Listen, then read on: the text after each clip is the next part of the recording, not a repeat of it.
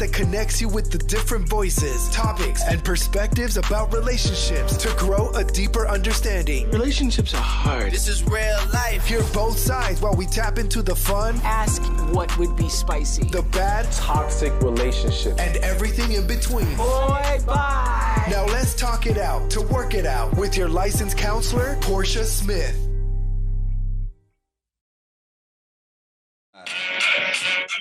Unmute me. Hey, unmute me. Unmute me. Yeah, unmute me. Hey, unmute me. Unmute me.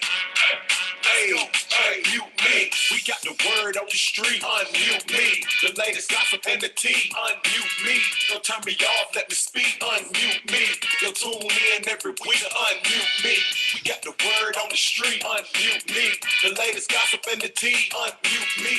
Don't turn me down, let me speak. Unmute me. So tune in every week. Unmute me. What's good, folks? How y'all doing out there, internet world? Another hot show coming up for y'all, man. Welcome to the Unmute Me podcast, all right? But I ain't gonna give you too much. Let's give it off to the host, Miss Portia Smith. What's up? Hi, hello guys. We're back again. Miss Portia Smith. I'm here with the gang, and we have Mr. Wise with us. We have Miss E, and we have Mr. 4th of July. And today we have a special guest for you. We have author, Miss Joyce Fields. She's coming. She's going to share all her knowledge. She's been married for over 54 years. And her and her husband actually have been together for 64, but they've been married for 54 years. So since they were 13, so she's going to come drop some knowledge on us today. But first, we got Miss Lorinda, and she's going to do our keeps and for the streets. First, we're going to talk about the baby. He went live kicking out his girlfriend, or what he said, his side chick, Danny Lee. There you go. He kicked her out the house. She had he said he was going to kick her out the house. She had a 3-month old baby, and he went live, woke up in the middle of the night. I was watching it. The world was watching it. We were like, oh, what is going on? I just want to know, how do you all feel about airing your dirty laundry on social media when you're going through with your significant other? One thing I know about that, like, sometimes you put it out there, like, in the spur of the moment. Y'all might be made up like a couple of weeks later, and now you got the whole world of people on the outside judging you on that situation, and you didn't already reconcile it. So I don't do that. What about you, Mr. Mike? I feel like, what Ford was saying, and because I done been there, when I was younger, I'd be like, man, you get on my nerve, blah, blah, all on social media, but it ain't nobody business. And even like the way he handled it, if I'm gonna kick her out, okay, you gotta go, but the kid gonna stay. I'm not finna put no child out, none of that shit. Did he say the child had to go? Because I don't know if that was clarified. I think he putting her out. He did say he loved his kids, so I don't take that as him saying her and the kid gotta go. And let me clarify, you and the baby get out. I'm not saying that. I'm not gonna insinuate that man trying to put his child out of his house. Yeah. And then you said it. Yeah. And he might have wanted to get her out before something. He took it to another level. He known for doing some erratic things. It's cool. He might do some erratic things, but she the one got charged with assault. So police ain't gonna do that for no reason. I think it was crazy, the whole situation. I don't want nobody, put my business out in the street. And Danny has been very, very private about what's going on. She was private about who her baby daddy was. She was private about their relationship. Like, they were still continuing on, even after, it was reported that he had broke up before her getting pregnant. So for him to then go and blast that on social media and blast now showing the baby and all this other stuff, that was just crazy. I think he did her completely wrong. I think he recorded himself to protect himself, because if she was assaulting him and got charged with assault, you gotta have evidence. Or it's gonna be his word against hers. And most people always side with the woman. I was dating this girl, and she figured out I was dating somebody else, but she had got pregnant by another guy. So she came and got a job at the same Walmart. Okay. And it ended up being a physical altercation to where she was striking me and scratching me. Yeah. Somebody called the police. When the police got there, they gonna come at you. Exactly. If it They wasn't always for come at the man, so you if gotta it- record it. if it wasn't for the little bitty white lady and that checked the ticket, he said, no, it wasn't him, it was her. She fought him. They said, sir, you want to press charges? Hell yeah, take her ass to jail. Exactly. You have to. Mind you, I'm not saying that he's absolved from any responsibility. I think they're both at fault, but I'm not gonna sit in and penalize him for saying he's completely wrong. I think he was trying to protect himself, and if he wasn't, she wouldn't have got charged if she ain't did nothing wrong. So what did she get charged with? Assault. Oh, okay. Oh, she had to hit him. So did she go to jail? I don't remember her going to jail though. Yeah, my message to any woman is no matter what, don't ever put your hands on anybody. No, don't do that. I mean, that Don't go both put ways, your though. hands on Right. That go both ways. to It go women, both ways. to men too. Keep Yeah. your hands to yourself, because how that person reacts to you hitting them, it's all fair game. Keep your hands to yourself. You learn that in elementary school, man. And don't. Yeah, so no, that's a rule. You don't put your hands on nobody. And don't spit on nobody. Oh no. Oh yeah, that's assault. You go to That jail is. for that. It is. I'd rather you punch me than spit on me. Don't you do that. And I think when it comes down to like anything, I'm getting to the point in my life where I feel like if you don't have to be in drama, why be in drama? Right. You know, I'm find you. Yeah, sometimes. But Sometimes, if, but let's say you're talking to a guy, you talking to a dude and you happy. I posted not too long ago on the show. I was like, oh, Big Daddy, right? Well, I just found out Big Daddy got a whole family. Oh, get him, Big Daddy. Hey, Big Daddy don't play. I'm not gonna say that to him because what's the point? What's the point of the drama? It's not even gonna be worth the drama. It's not even gonna be worth it. You see what I'm saying? Right. So sometimes as women, you just need to take your L's and just keep it moving. You pretty much saying pick your battles, pretty much. Right. All battles ain't worth fighting like that. I got you. Yeah. Hi. Hey, Sometimes I how you have doing? problems with this technology. It ain't you, it's Zoom. It's Zoom doing that. It ain't got Thank you. Thank you for that. Yeah, that's it. Okay. Yeah, I heard y'all talking about how I'm a 10-year breast cancer survivor and a 9-year stroke survivor. That's accurate. Oh, man. Congratulations. God is Bless good. you, Yeah, man. Bless you, honey, bless you. all the time. And that's what I always say. When people ask me how I'm doing, my response is always, I am too blessed to be stressed. To be straight, Right. right. Good, good, Yeah. good. That's good. That's Yeah. good. We were talking about couples who get on social media and air out their dirty laundry. Oh, How that's do you horrible. feel about social media dirty laundry airing? I don't understand why people do that. If you grow up seeing that kind of crap, then you want to partake, join, so, and these young girls are just, that's why I wrote this book. It's entitled, The Best Way to Keep a Man is to Let Him Go, among other things. And women don't understand that. My husband and I don't even call him husband. We don't use husband and wife because they have negative connotations in our minds. If you act like a husband, you're not acting like a good man. If you act like a wife, you're not acting like a good woman. So husband and wife are bad words in our house. We have been together for 64 years, since we were 13 years old. I am 77. Wow. He just turned 78. We're almost 80 now. So I think you first have to work on yourself before you go into a relationship.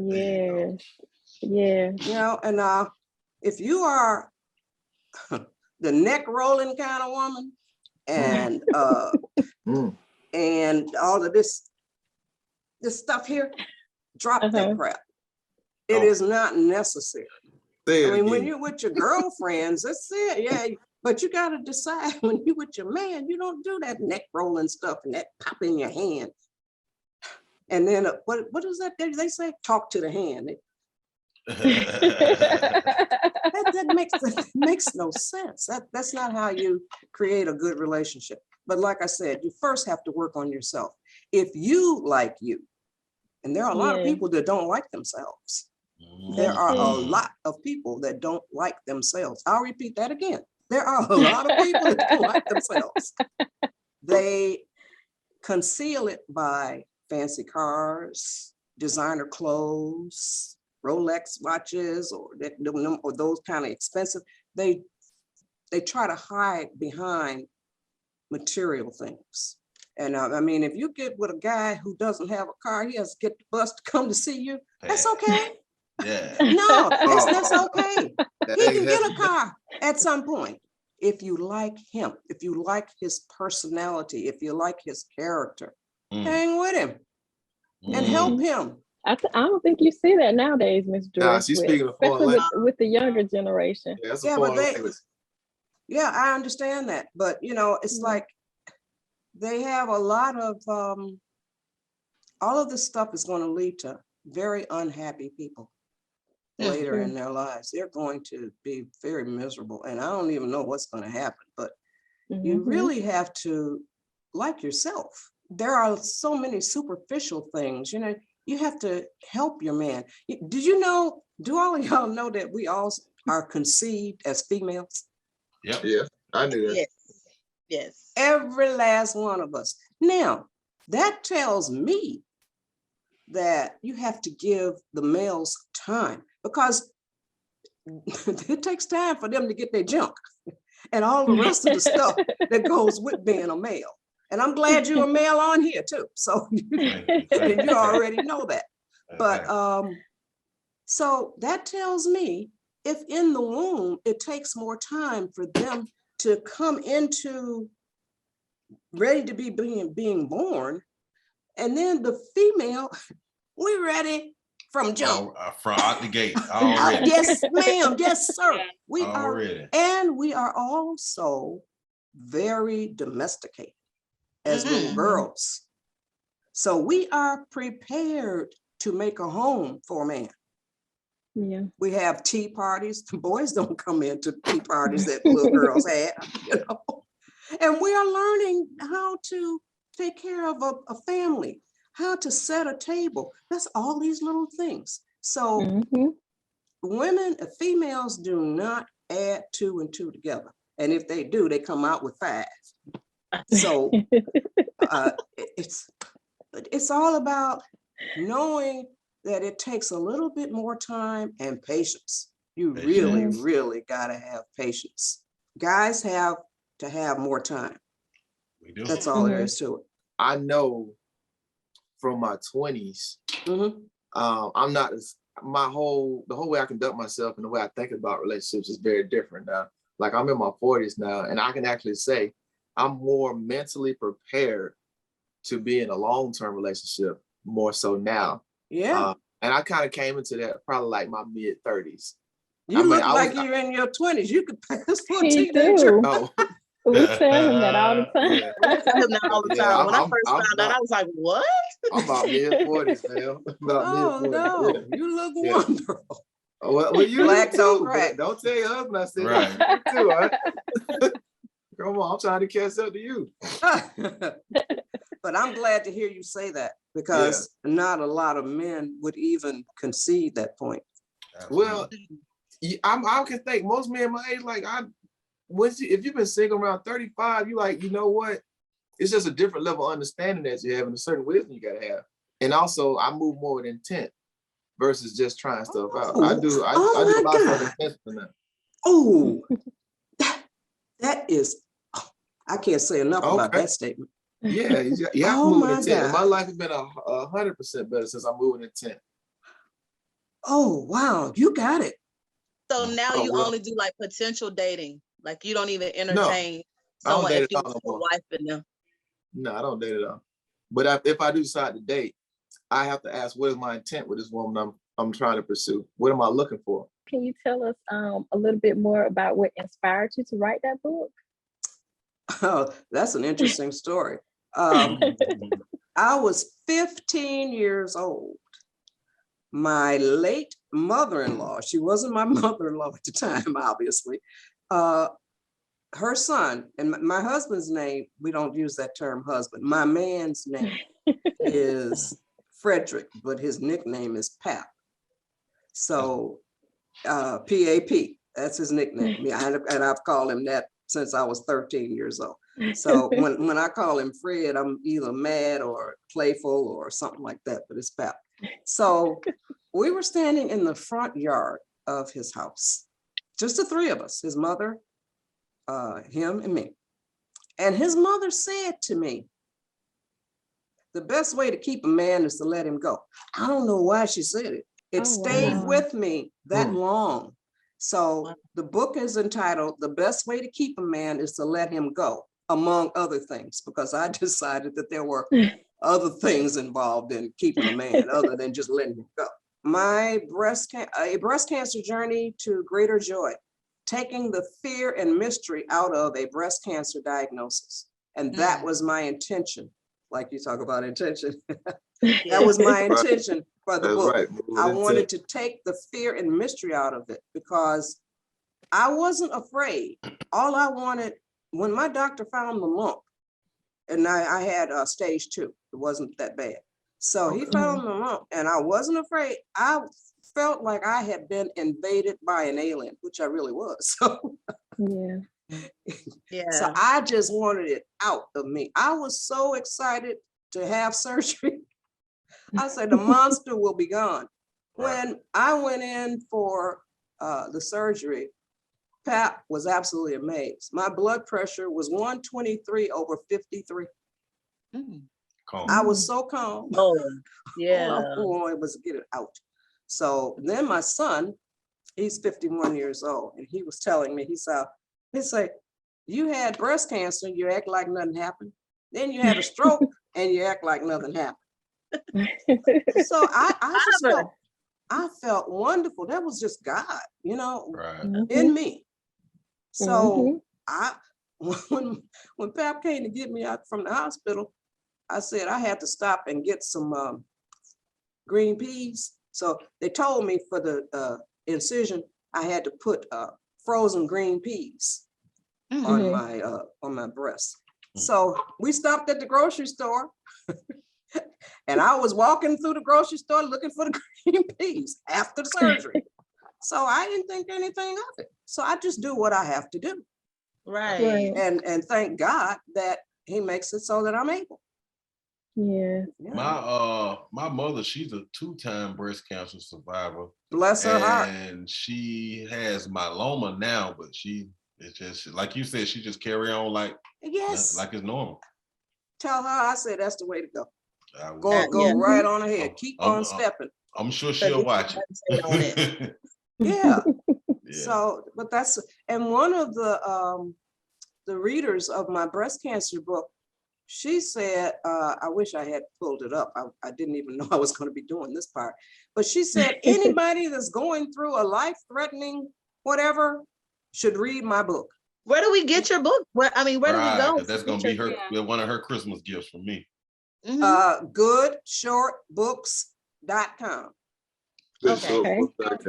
We'll make sure we'll put it up. Yeah, goodshortbooks.com. And that's where all of them are. And they are, God bless me with the talent for being succinct. When you say the best way to keep a man is to let him go, what was a significant time in your relationship where you actually had to let your man go? It was always that way. And I just put it on paper. But it was always that way. I didn't try to, you know, when he's gone, I can do my own thing too.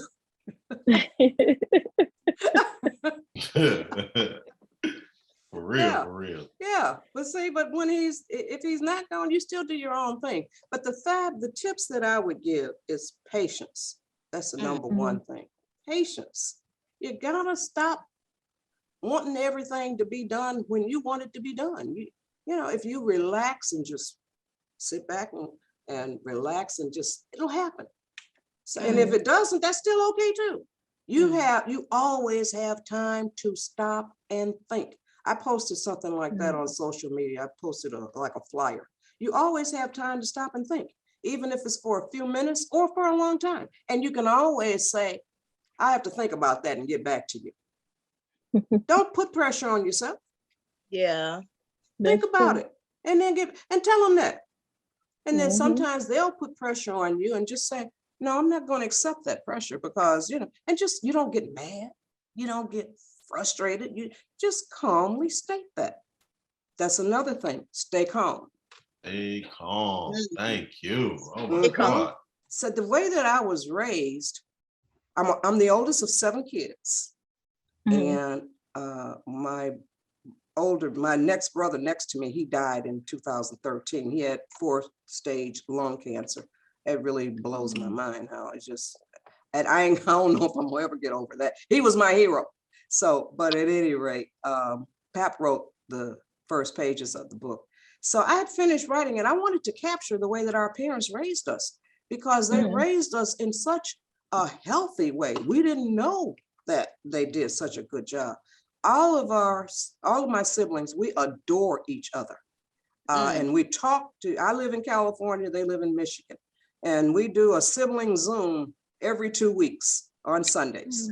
We talk to, you know. Yes, it's like Sunday dinner. Yes, exactly. And so August the 1st was the very first sibling Zoom that happened. And I'll get back to my point in a minute. But that was the first sibling Zoom that happened. And that was the first time, because I have a brother that lives in Massachusetts. Everybody else is in Michigan. That was the first time in 30 some years, because he moved to Massachusetts and like over 30 years ago. That was the first time that I'd ever seen all of them together at one time in 30 years. Wow. Lord have mercy. That just absolutely warmed my total heart. And so, yeah. So now we do it from that point, August 1st is every other Sunday. So we just had one this past Sunday. So we tell jokes and clean jokes. And I know a lot of dirty ones too. But you keep it clean. Yeah, I do. I imagine you remember a lot of that Richard Pryor Red Fox era. Oh, honey, please. Ooh, yes. Ooh, I tell Pat, I'm so glad we were born when we were born. Yeah. So, but I'm getting back to the book, Line of Serenity. There's a chapter in it called The Calm. That's what I remember the most about our home. It was totally calm. I never heard my mother lose her temper or get upset. I was 30 years old before I recognized the fact that I'd never seen her get upset or aggravated and nothing in all my life. And I was 30, what was I? She died in 70. I was 33 when she died. 33 years of never seeing her lose her temper, lose control, nothing. And my daddy too. And so we had 7 kids, 2 parents, and a Doberman puppy. Now imagine how the house was always calm. It was always calm. And we never, ever had to look for anything. So you put stuff back where it went, because you didn't want to have 8 other people pissed off at you because they can't find whatever it was, you know. Yeah. See, and that habit has stayed with me from that day when I was little to this day now. I put things back where they go. I always know wherever it is. So, you know, I put a sign in my son's room, and he remembers that. He's 51 now. He was about 8. And it said, it's a poster, a very formal poster. Says, order and organization make life easier. Right. And he has remembered that to this day, and he's teaching it to his children. Right. Nobody ever told me that. And I didn't know when nobody told. Yeah, order and organization make life easier. You know, if you open it, close it. You know, so just doing all of that kind of stuff. So the calmness, you got to stay calm. So it's patience, calmness, being honest with each other. You got to be able to share how you really feel. And you cannot be upset with the person. And also, it doesn't hurt anything for you to get therapy. Most Black people, I think, need therapy. Yes. Right. Yes. Definitely. A lot of people don't believe in going to therapy. I know, that's true. Yeah. Well, Pap did. He went to therapy last year. And he's a much better person. And right now he's meditating. Okay. Mm-hmm. All right.